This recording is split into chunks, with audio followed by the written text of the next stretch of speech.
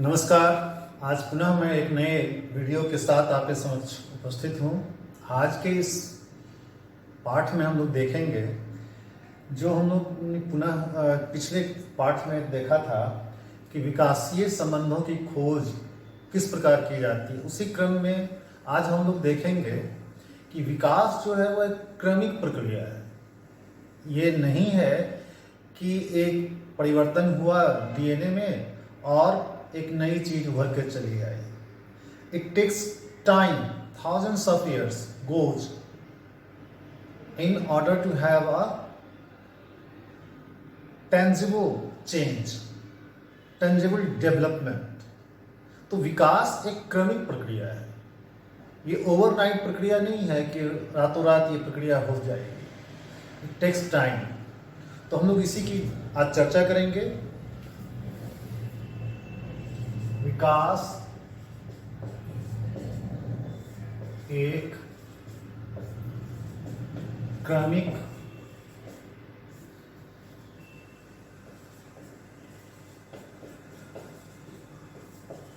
प्रक्रिया है।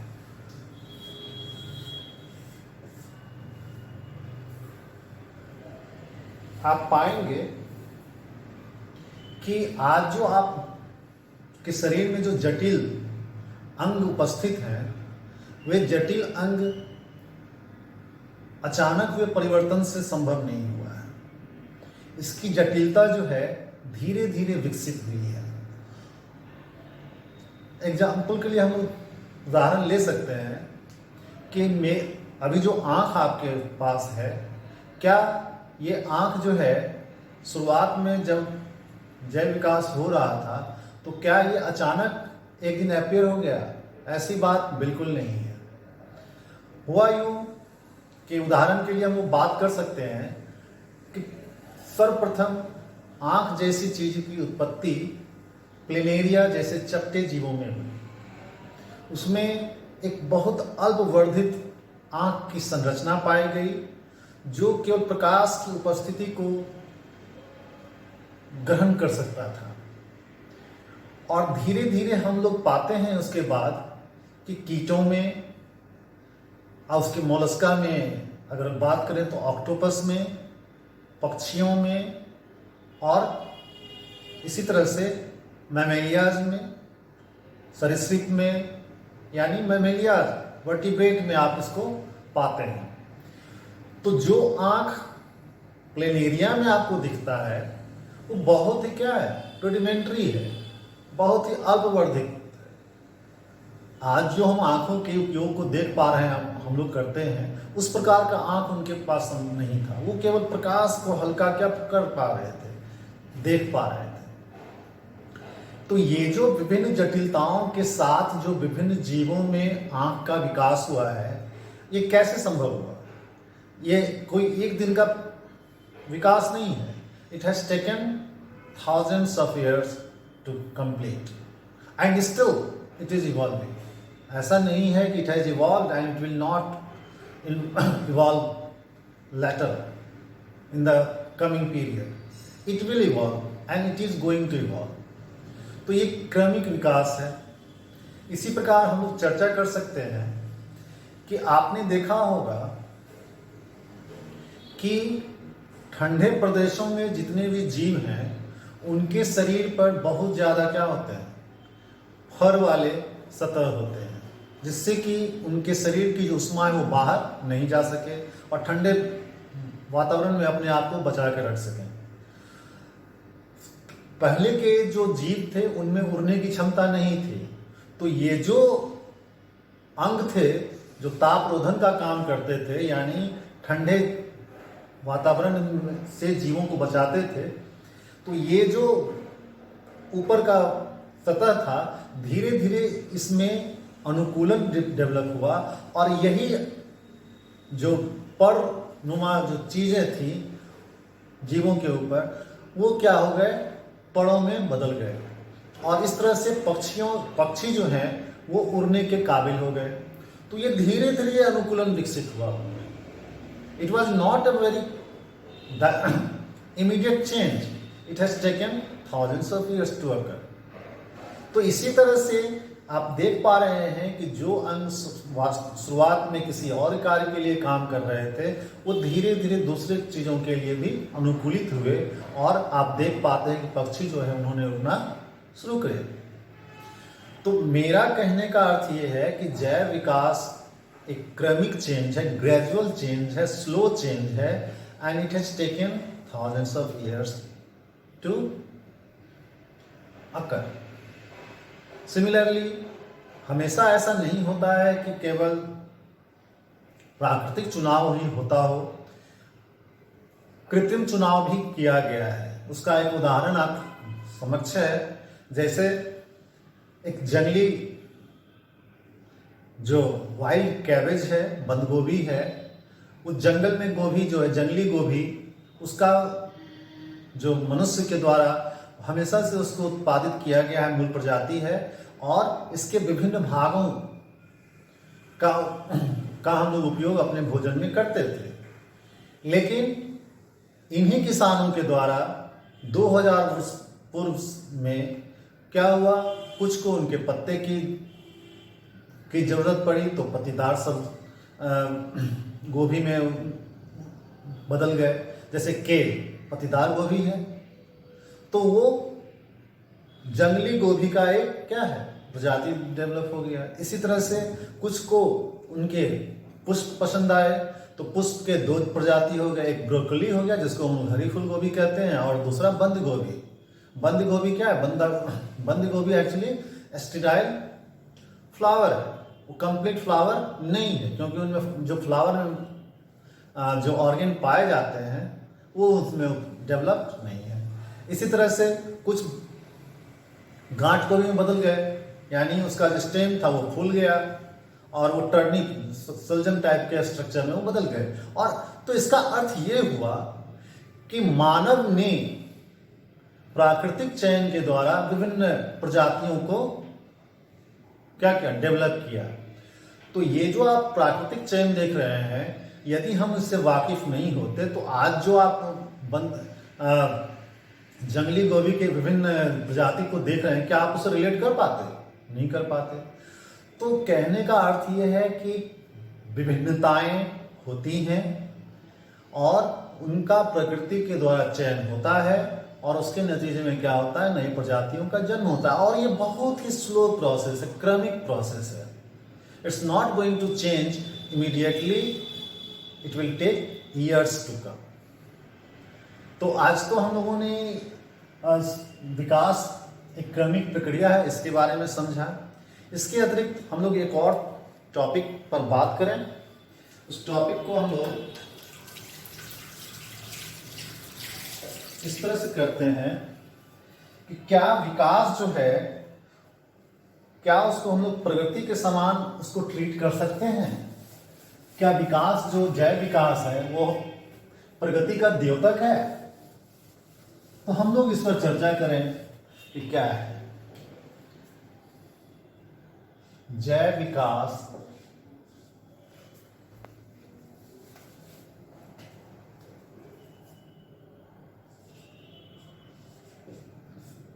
क्या जैव विकास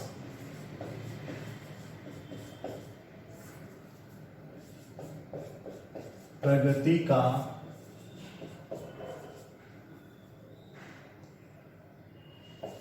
प्रगति के समान है?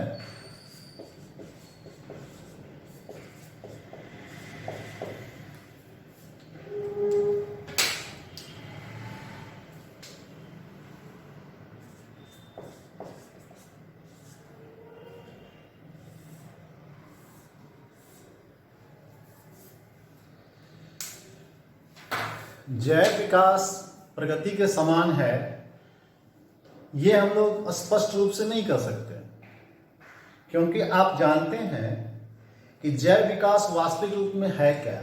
जैव विकास वास्तविक रूप में विविधता का उत्पन्न होना और उसका प्रकृति के द्वारा चयन ही जैव विकास है। आज जो मानव इतने विकसित हैं, यानी उनमें इतने जटिल अंगों का विकास हुआ है, ये क्यों हुआ? ये उनके पूर्वजों में जो विविधताएं उत्पन्न होती गईं और उसके द्वारा बाद में प्रकृति के द्वारा उसका चयन होता गया, इसके कारण आज हम इतने विकसित बने। तो क्या यह कहना उचित होगा कि विकास के सोपान पर यानी सीढ़ी पर सबसे ऊपर मानव है? इस पर हम लोग थोड़ी चर्चा करें। जैव विकास आप जानते हैं कि क्रमिक चेंज से होता है और विविधता तथा प्राकृतिक चयन का परिणाम है। अब यदि ऐसी बात है तो जिस प्रजाति से एक नई प्रजाति का जन्म होता है तो आप पाते हैं कि जो पूर्व की प्रजाति है और नए प्रजाति, तो पूर्व की प्रजाति का पूर्णतः विलोपन नहीं हो जाता। भृंगों के केस में हम लोगों ने देखा कि लाल भृंग से जब नीले भृंग की उत्पत्ति हुई, लाल भृंग से जब हरे भृंग की उत्पत्ति हुई, तो लाल भृंग पूर्णतः विलुप्त हो गया, ऐसी बात नहीं थी। तो इसका अर्थ ये हुआ कि लाल भृंग भी उसी वातावरण में डेवलप कर रहा है जहां की नीले भृंग डेवलप हो रहे हैं। इसी तरह से हरे भृंग डेवलप हो रहे हैं। इसी प्रकार से आप यह भी देखेंगे कि चिंपैंजी और मानव के पूर्वज एक ही थे। तो क्या ऐसा हुआ कि चिंपैंजी और मानव के जो पूर्वज थे वे विलुप्त हो गए पूर्णतः? हाँ, विलुप्त हुए, क्योंकि उनमें वो अनुकूलता नहीं आई और हम लोगों में अनुकूलता वो आई। लेकिन और सब, जैसे हम लोग जीवाणु की बात करें तो जीवाणु सबसे पुराना और सबसे पुराना जीव जो इस पृथ्वी पर डेवलप हुआ उनमें वो शामिल है। अब ये बात बताइए कि आज क्या हमारे बीच जीवाणु उपलब्ध नहीं है? हैं। ये जीवाणु अभी भी विभिन्न परिवेश में उपलब्ध हैं। बहुत ठंडे प्रदेशों में उपलब्ध हैं, बहुत गर्म प्रदेशों में उपलब्ध हैं, समुद्र की गहराइयों में उपलब्ध हैं, हर जगह उपलब्ध हैं। और वे मात्र एक कोशिकीय हैं, उनमें कोई चेंज नहीं आया है। तो इसका अर्थ यह नहीं है कि वो प्रकृति में पीछे है।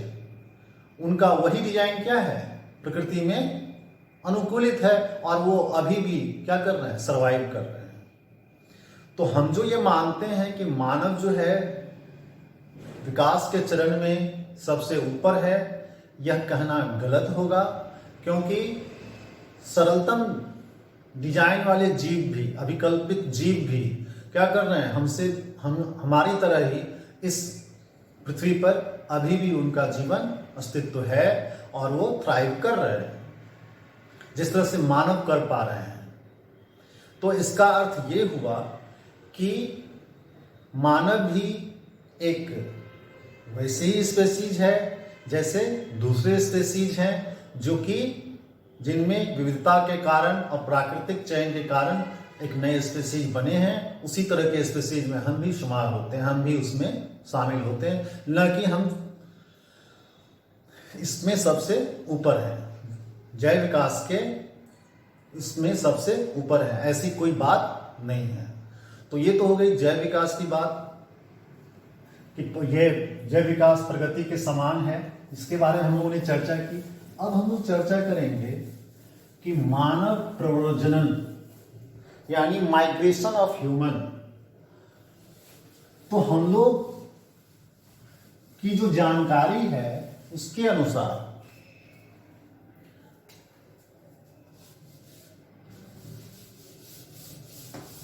मानव जो है 2 लाख वर्ष पूर्व अफ्रीका में इसकी उत्पत्ति मानी जाती है। 2 लाख वर्ष पूर्व मानव प्रव्रजनन।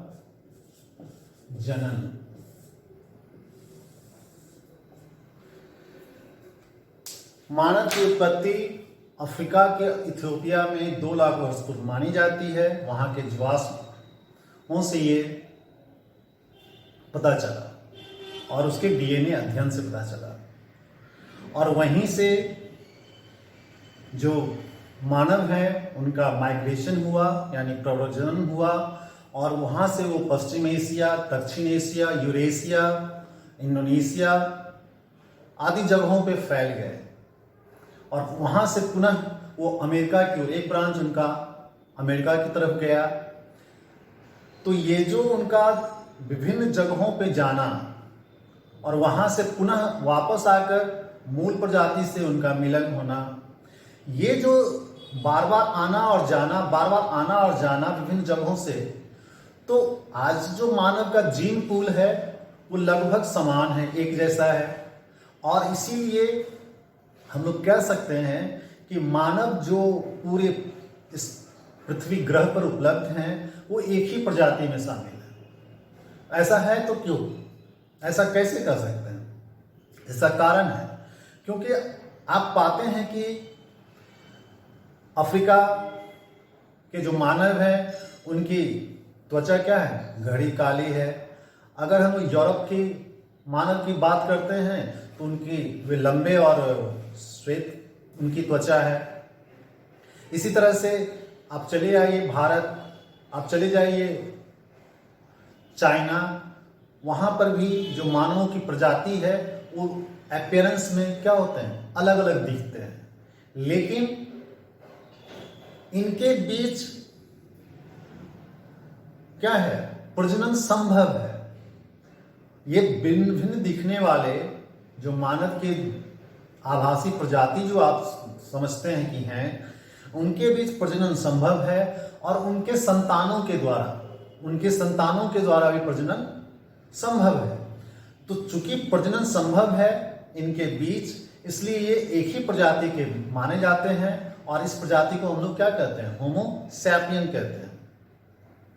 तो मूल जो मानव की उत्पत्ति हुई वो अफ्रीका में हुई, और अफ्रीका से ही मानव जो है विभिन्न जगहों पे उनका प्रवासन हुआ, प्रव्रजन हुआ, माइग्रेशन हुआ, और वहां से तो एक ही उनकी उत्पत्ति हुई और एक ही प्रजाति मानवों की जो है पूरे विश्व में फैली हुई है। और ये विभिन्न प्रजाति के नहीं हैं, भले ही उनका अपीयरेंस जो है दिखने में एक दूसरे से भिन्न दिखाई पड़ते हैं, लेकिन वो आपस में प्रजनन कर सकते हैं और इसीलिए उनको एक प्रजाति का माना जाता है। तो ये कैसे इसका अध्ययन किया जाता है? इसका अध्ययन हम लोग जानते हैं डीएनए के सीक्वेंस को पढ़ने के बाद किया जाता है। डीएनए जो है आप जानते हैं कि नाइट्रोजनी क्षार से बना हुआ है। इन नाइट्रोजनी क्षारों के सीक्वेंस के अध्ययन के द्वारा ही हम लोग विभिन्न जो मानव हैं उनके डीएनए में क्या क्या परिवर्तन हुआ है, कब हुआ, किस समय हुआ, इन सारी चीजों का अध्ययन करते हैं। और तब हम लोग पता करते हैं कि मूल जो है हमारी जो मूल प्रजाति थी वो कहाँ से निकली है। ये बहुत ही कॉम्प्लेक्स चीज है और वैज्ञानिक इसको लैब में करते हैं और नमूने इकट्ठे किए जाते हैं और विभिन्न जो ज्योग्राफिकल रीजन में जितने भी मानव हैं उनके जो डीएनए है उनके अध्ययन के परिणाम स्वरूप ये पता चला है कि जो भी मानव अभी इस पृथ्वी पर उपलब्ध हैं वे सभी उनकी उत्पत्ति, उनके पूर्वजों की उत्पत्ति कहाँ हुई? अफ्रीका में हुई। और वहीं से वे सारे विश्व में विभिन्न स्थानों पर फैले हैं। और ये एक ही बार ये घटना नहीं हुई है, बार बार हुई है। फिर वे वापस अपने जगह आए, फिर उनके जीनों का एक दूसरे से मिक्सिंग हुआ डीएनए में फिर। तो ये जीन पूल जो है वो एक समान है। और इसी कारण क्या है कि आप विभिन्न प्रकार के मानवों को देखकर भी आप ये जानते हैं कि ये एक ही प्रजाति है, होमो सैपियन है, और चूंकि उनके बीच जो है बार बार प्रजनन संभव है। तो आज मैं इस वीडियो को पुनः यहीं पर विराम देता हूं और अगले वीडियो में पुनः मैं आपके समक्ष आऊंगा। तब तक के लिए धन्यवाद, नमस्कार।